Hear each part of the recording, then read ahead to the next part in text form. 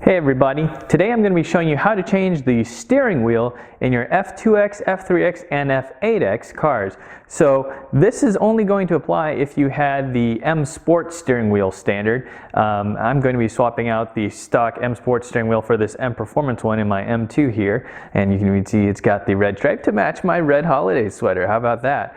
But this only applies to that steering wheel. It doesn't apply to the base steering wheels you might get in the F2X and F3X.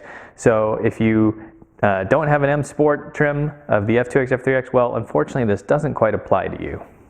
So before we start pulling apart the steering wheel inside the car, let's just take a look at this one right here to kind of give ourselves an overview of what we're going to be doing.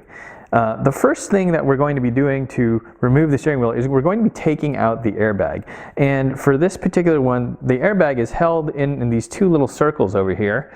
And let me just zoom in on that centerpiece a little bit so we can better see what we're talking about. So anyways, like I said, these two little circle pieces over here, those capture the pegs of the airbag. And as you can see, there are these little, these little spring clips right here in the center, kind of in the center of the circle, and that's actually what slots into the leg of the airbag and holds it in place. So how do we remove that? Well, on the side housing of the steering wheel, there are these two little holes, and those little holes feed into these little channels over here. And these little channels, well, they have part of the spring in there. So if we use a tool like a punch or this chopstick as I'm showing you, you can see that as I push this in, that spring moves out of the way and it'll allow the leg of the airbag to pop out. Now, why am I using this chopstick? Well, if you use something metal like a punch, you have to be a little bit careful not to make contact between this outer plate and the frame of the steering wheel. When those two pieces touch, it's the same as pressing on your airbag and doing that.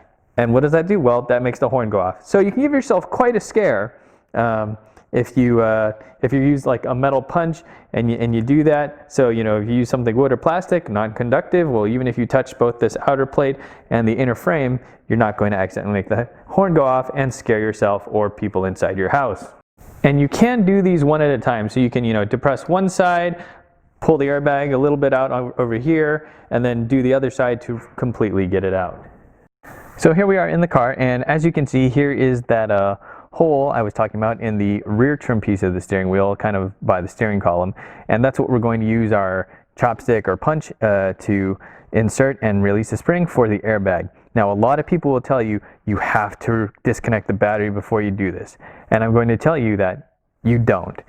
Is it a good idea? Yeah, probably, it can't hurt. But on the other hand, some cars like my F31, it's just such a pain to access the battery to disconnect it. So, is it a good idea? Yeah, probably. Is it an absolute must? Absolutely not. So I'm going to take that chopstick, put it in here, feel around for that spring that we showed you earlier. I'm going to press that, and I'm going to pop the airbag out. So now you can see the airbag is released on this side, and I'm just going to keep tension on it over here. And then I'm going to go to the other side and do the same thing to press that spring, and there we have it. Now you see my airbag has come out. Okay, now that the airbag is loose, let's go ahead and fully remove it. So we'll just kind of pull it out, and you can see that there's two electrical connectors up here, the one on the left which the airbag is connected to, and there's a little tab on the top of the connector. So you need to press down on that tab in order to unplug the airbag. So I'm going to go ahead and just get my hand in there to press that tab, and then you can see I'm simply pulling the airbag out. Now, we might think to remove the steering wheel, all we have to do is disconnect these two electrical connectors and take out this center bolt, and really that is what we have to do to take it out of the car. However, getting these out can be somewhat difficult having this trim piece still on. So we're going to actually start by removing this outer trim piece. You can see in here we have two T20 screws that we need to remove. So let's go ahead and remove those first. And then on the bottom of the steering wheel, on the back side, behind this M logo, we have one more of those T20 screws we need to remove. Now with those screws all removed, we can go ahead and just kind of like gently pry and pull this trim piece off of the steering wheel.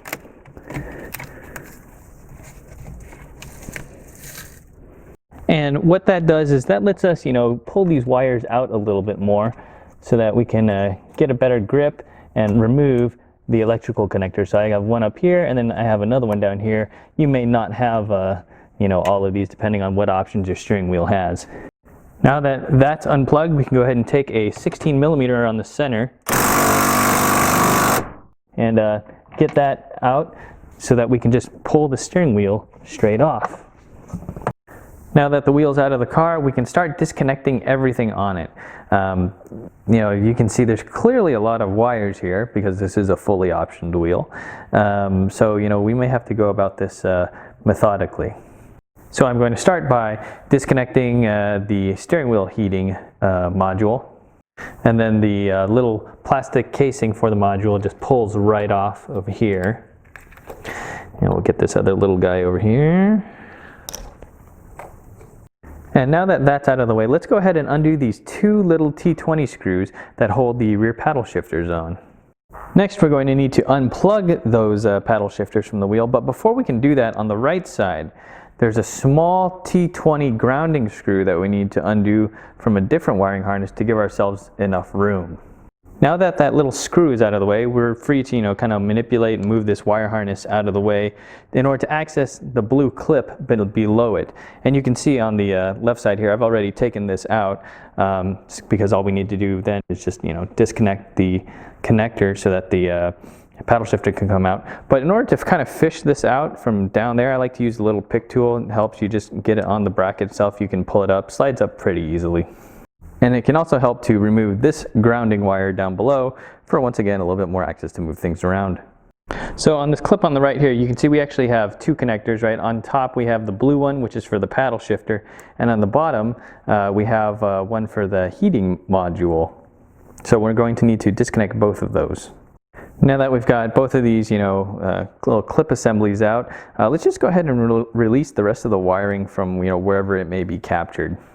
Now we can move on to the back side, where once again we have a couple more T20 screws to undo, and that will release the control button modules on the front. And we can see after releasing those that these modules, they just pull right out.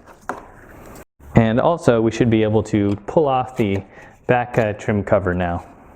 And pulling that back trim off is going to expose, you know, the legs of this clip over here, which holds the vibration motor for the steering wheel. Now, you know, this is one of those things where your steering wheel may not have it depending on how your car was optioned. So then we just need to get something to press this leg outwards away from the frame of the steering wheel to pop the clip off.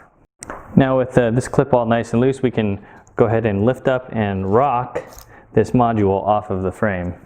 If you're using an aftermarket steering wheel not made by BMW, it probably doesn't include this plate over here to capture the airbag. So you'll need to take your T20 once again, unscrew these various 3 screws, and transfer that plate over too. So that's everything off of the old steering wheel now. Time to put it on the new one. So here is the new steering wheel, and I'm really just going to install things on this the reverse of how I uninstalled them from the old wheel. So I'll start with this vibration motor control module, or vibration motor module in general. Get that on there, and then I'm going to push the clip down till the wings snap over the lugs on the side of the frame. Next, we can go ahead and put on that back trim panel again, just kind of get it snug on there a little bit. Then we're going to go ahead and put the button modules into place, and we're just going to, you know, kind of lay them where they need to be, but we're not going to secure it quite yet. Don't worry too much about, you know, this wiring mess. We'll get that sorted after we secure them. Then we're going to go to the back again and take those 2 T20 screws to secure the button modules, and just, you know, tighten them down to hand tight snug. Then let's go ahead and install this left side paddle. So we'll stick it kind of from behind and make sure to thread its connector through the hole there. And then once this is through, we can go ahead and reconnect that with this clip. And then we're going to move this main wire out of the way, and we're going to take this clip and put it down. And if you look at it, it has this like slot cut into it, and that slot goes over a little box kind of way down there. So you can see a little box protrude, and then that slot just slides onto it to capture this connector assembly down low. And then once that guy is down there, then we can go ahead and take this other wire and kind of route it on top. So we're going to put it, there's a little like round hole here. This is that hole that we used to stick the chopstick through to press a spring. So we're going to go under that with the wire, go over the blue clip which we just placed, and then over here there's another little tab that this is going to get routed underneath. And once it's there, then we can go ahead and route the wire going to this clip and the sticker wire through the center assembly. So I'm going to do the smaller one first. Just get that in there, and then the larger one. Now we can focus on these two connectors here. If you remove the clip like I did, so here's that little clip, you can see it's just a little tab and you pop it open. Go ahead and place that clip back on, and remember that the little arm here on the right side of the clip, that needs to be pointed down into the steering wheel, because that's going to slide over one of those other little boxes to in the back frame to capture these once you've got it all connected. So there's those connectors clipped together. I'm going to plug in the heating and vibration module to the black one underneath. I'm going to start with that guy.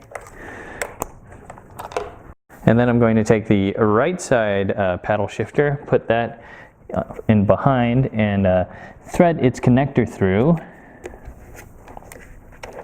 Go under this wire assembly, and I'm going to clip that into the blue.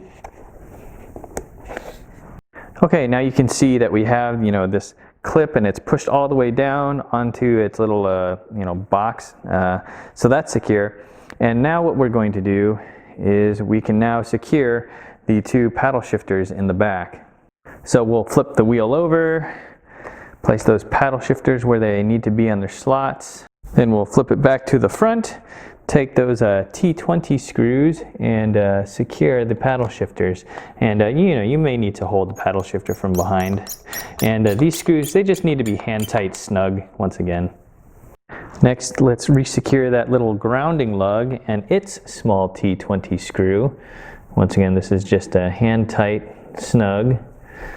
Then let's take this wire and kind of tuck this down below as well. Kind of just on top of that blue clip, and then we can take the brown grounding wire and put that over its post on the bottom. And what that will do is that will finally allow us to take the heating and vibration module, which has these two little T-shaped lugs on the back side of it, and those slot right into the frame or the trim on the steering wheel, just like that. And then finally, we can take the heating plug and just put that into the foam holder. There's nothing on this wheel to plug it into, since this aftermarket wheel doesn't support heating. And then we can take this other little guy and plug it into the vibration module. And you can kind of tell it's supposed to be routed up here. These two little pegs right around this center column area that gets routed into. Okay, now we're back in the car, and we're just going to take the steering wheel and put it over there, make sure everything's lined up, and slide it right on. Then we can go ahead and put that 16mm bolt back in and torque it to 54 Newton meters or 40 foot-pounds. Next, let's go ahead and plug in our two electrical connectors. So we'll do one up top, and then do this other one down here, once again, if you have it. And we'll just tuck the wires around, make sure that there's enough clearance for everything. And then we can take this front trim piece and put this back on. And remember, this wire goes behind this leg over here. So we'll get everything lined up and slowly snap it into place.